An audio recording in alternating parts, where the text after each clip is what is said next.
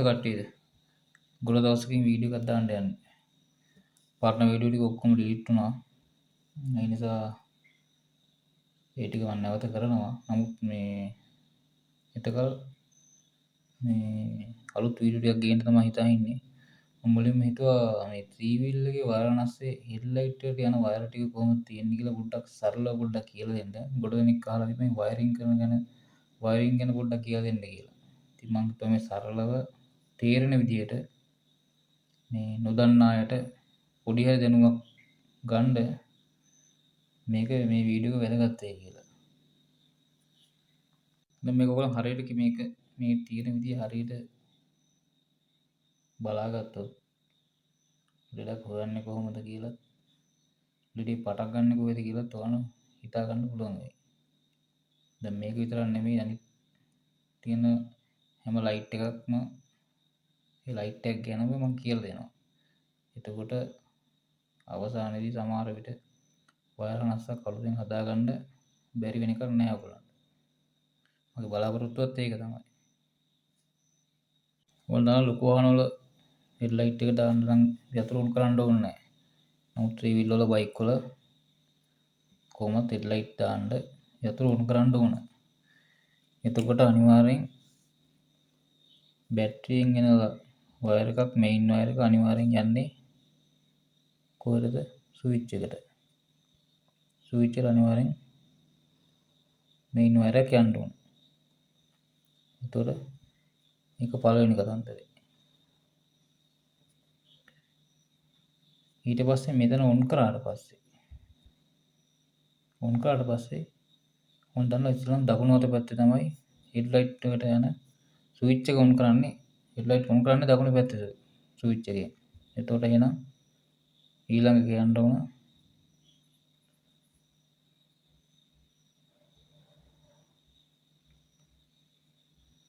මේ ස්විච් එකට අනිවාර්යෙන් යන්න ඕන.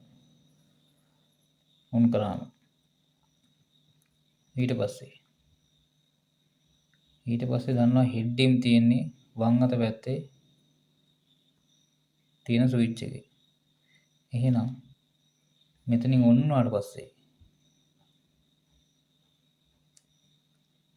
වුණාට පස්සේ මෙතනින් වයර් එකක් යනවා කොහෙද? මේ පැත්තට. ඒක වයර් හනස් ඇතුලෙන් ඒ වයර් එක යනවා.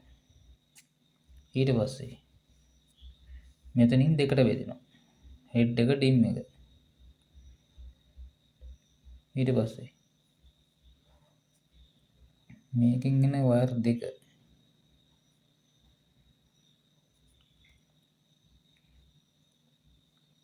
මේකේ මේ රිලේ එක අනිත් පැත්ත අරවලා තියෙන්නේ. මේක උඩ පැත්ත නෙමෙයි මේ සොකට් එක තියෙන පැත්ත. ඕගොල්ලන්ට තේරෙනවා මේක කොහොමද තියෙන්නේ කියලා. ඒත් මේකෙන් එන අවුට් වෙන වයර් දෙක එකක් එන්නේ මෙන්න මේකට.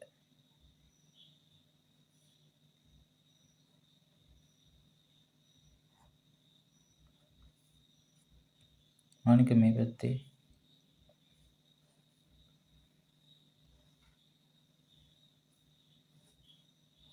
මම මේ සරලව කෙටියෙන් කියලා දෙන්නේ දෙයක් ඉගෙන ගන්න.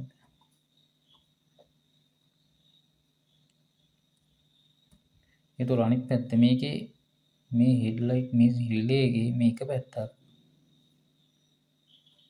මේ පැත්ත රිනේ එක. එහෙම නැත්නම් බොඩියට ඇත් කරලා හරි මේක රිනේ එක. මේකට. ඒතර මේ පැත්ත අපි හිතමුකෝ බොඩියට ඇත් කරා කියලා. දන්නවනේ මේ මාක් එක දන්නවා ඇතිනේ. ඒතර මේක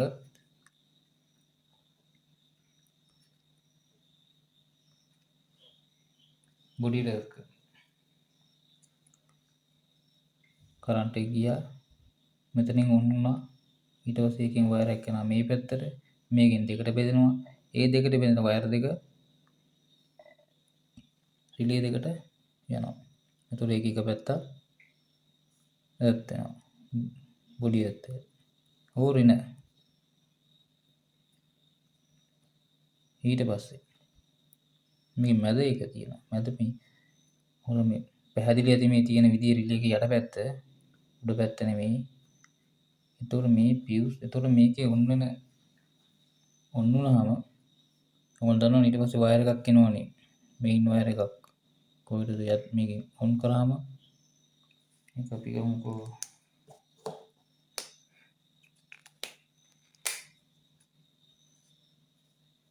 මේකට යනවා ලොකු ලයින් එකක්.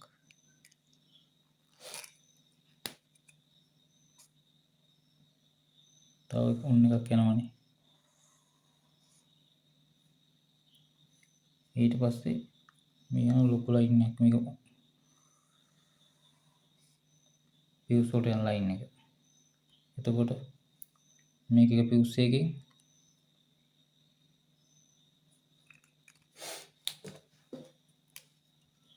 පියුස් එකකින් මෙන්න මේ පින් එකට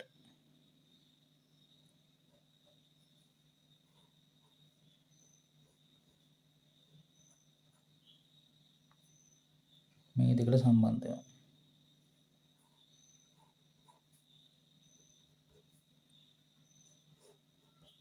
මේ දෙක මාරුණා කියලා ගැටලුවක් වෙන්නේ නැහැ අලුතින් රිලේ දානකොට. මේ දෙකෙන් තමයි ඔන් වෙන්නේ. මේ දෙක ඔන් වුණා මේ දෙක තමයි කන්ටැක්ට් පොයින්ට් එක තියෙන්නේ. ඊට පස්සේ මේකේ උඩ හෙඩ්ලයිට් එකේ එක පැත්තක් රින එක. මේ පැත්තේ රින එක. ඊට පස්සේ මේ තියෙනවා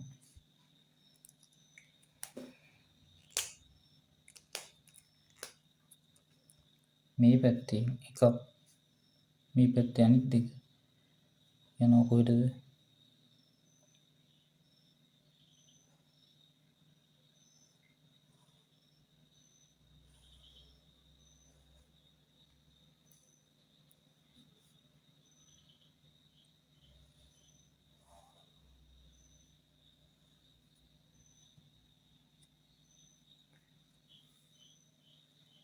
හෙඩ් එක මේ මැද තියෙන ඩිම් එක.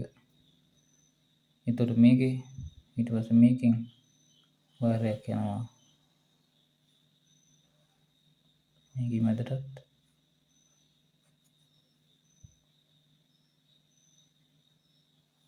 මේක වයර් එක දෙන්න. ඕක තමයි හෙඩ්ලයිට් එකේ තියෙන සරල කතන්දරය. පැහැදිලිද? ආයෙත් කියන්න බලාගන්න. මේන් වයර් එක යනවා මෙතෙන්ට ඔන් වෙන්න. එතනින් දකුණු පැත්තේ තියෙන ඔන් කරන ස්විච් එකට යනවා වයර් එකක්.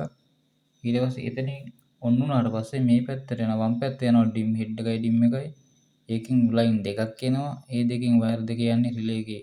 මෙන්න මෙහෙම මේ පැත්තට තියෙන එකේ එක පැත්තකට අනිත් පැත්තේ රින එක. ඒතකොට තමයි මේක ගියාම මේ රිලේ එක මාරුවට අල්ලන්නේ. හෙඩ් එකට එක පැත්තක් අල්ලනවා අනිත් පැත්ත යනවා. එමේ මාරුමාට වැඩි වෙනවා. මේ පියුස් බොක්ස් එකෙන්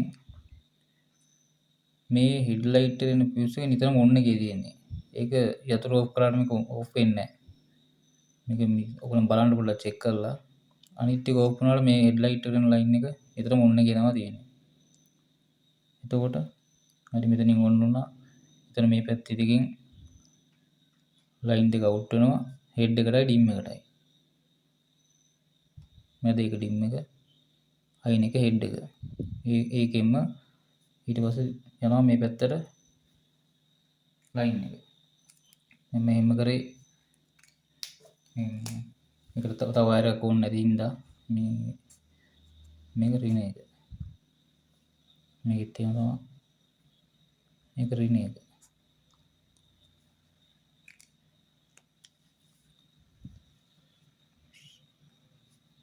හෙඩ්ලයිට් එක පත් වෙන්නේ නැත්නම් අපි ඉස්සල්ලාම බලන්න දැන් මේ හැරී සාමාන්‍යයෙන් ලෙඩක් එනවා අඩුයි. මෙතන ලෙඩක් එනවත් අඩුයි. අපි එන ඉස්සල්ලාම බලන්නේ මෙතන පියුස් එක. ඉස්සෙල්ලාම අපි චෙක් කරන්නේ ෆියුස් එක. ඉස්සෙල්ලා බලනවා ඕන කැමති විදිහකින් මේ ෆියුස් එක චෙක් කරගන්න පුළුවන්. ඒක ගලවලා හෝ නැත්තම් චෙක් බල්බ් එකක් හරි ආධාර කරගෙන අපිට මේක චෙක් කරගන්න පුළුවන්. ඊට පස්සේ බලන්න ඕන මේ රිලේ එක ඔන් වෙනවද කියලා. අපිට මේතර මේක ඔන් කරලා මේකත් ඔන් කරලා බලන්න. මේක ඔන් කරාම මේක නිතරම ඔන් වෙනවා. ඒතකොට බලා ගන්න පුළුවන් මේ දෙකෙන් එකට කරන්ට් එක එනවද? කරන්ට් එක එනවා නම් ඔන් වෙනවද නැද්ද කියලා. අපි ඉස්සෙල්ලාම බලන්නේ ෆියුස් එක බලනවා. ඊට පස්සේ බලනවා රිලේ එක. සමහරවල් රිලේ එක ඔන් වුණත් මේ අග්‍ර පිච්චෙනවා මේවල. සමහර වෙලාවට මේ රිලේ පිච්චෙනවා. රිලේ එක ඔන් වුණත් මේ දෙක වැඩ කරන්නේ නැතුව යනවා. ඒත් අපි බලන්න තියෙන්නේ ඉස්සෙල්ලාම ෆියුස් එක බැලුවා. රිලේ එක ඔන් වෙනවද බැලුවා. ඔන් වෙලා ඔන් වුණත් කරන්ට් එක යන්නේ නැත්නම් අනිවාර්යයෙන් මෙතන රිලේ එක සවුත් වෙලා තියෙන්නේ. ඒත් අපි රිලේ එක මාරු කරගන්න ඕන. දැන් මේවල ගොඩක් මේ රිලේ වල මේ අග්‍ර දෙක ගොඩාක් පිච්චෙනවා. ඒකට තමයි ජපාන් රිලේ එකක් මේක අයින් කරලා ජපාන් රිලේ එකක් දැම්මම මේ කාලයක් පවතිනවා. මම කලිනුත් කිව්වා. ජපාන් රිලේ එකක් මාරු කරගන්න කියලා.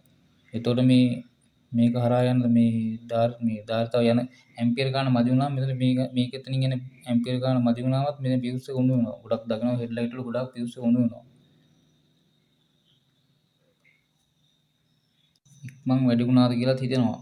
නමුත් ඕක තමයි ඔතන තියෙන කතන්දරේ. ওই විදිය තමයි වයර් හනස්සේ වයර් ටික තියෙන්නේ.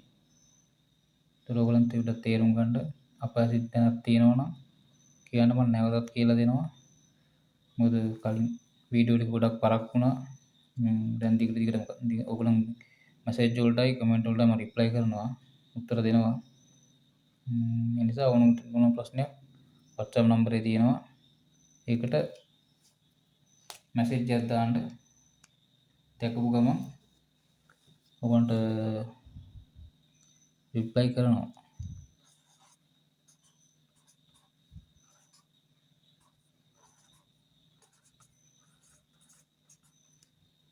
බින්දුව 74 129 5004 මැසේජ් එකක් දාන්න. මොනවා ප්‍රශ්නයක් තියෙනවා නම් ඕන වෙලාවක නෙමෙයි හැකි වෙලාවට ඔයගලන්ට උත්තර දෙන්නම්. බොහොම ස්තුතියි.